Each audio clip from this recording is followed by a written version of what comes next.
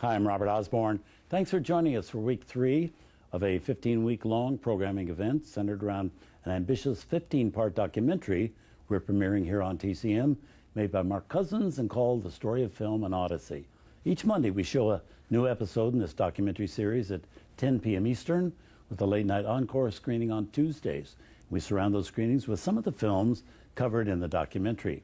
Later this evening we'll be screening Chapter 3 in the series, which is about filmmaking in the years 1918 to 1932 and about the great rebel filmmakers emerging around the world at that time.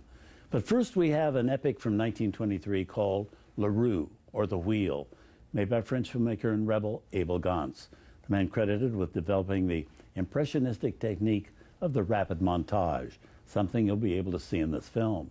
Gance is probably best known today in most quarters for his 1927 silent film Napoleon, but our film tonight is as ambitious and as influential as Napoleon is known to be. The story concerns a good-hearted railroad engineer who rescues a baby girl from a train wreck and raises her as his daughter, alongside his own son. The children grow up as brother and sister, but eventually the boy begins to have feelings for the girl, as does the railroad man, and things move tragically from there. When the film was originally released, it ran 8 hours and 32 minutes. Overwhelming, you might say. Yet in its initial screenings, in which the movie was shown over the course of 3 days, the film was very popular and very successful. However, Gance eventually cut the film to a more manageable 4.5-hour version. Later, others cut it even further, and by doing so, the film lost much of its impact.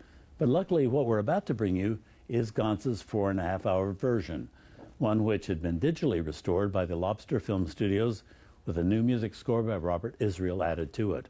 Here it is from 1923, Roue, or The Wheel, by Abel Gance.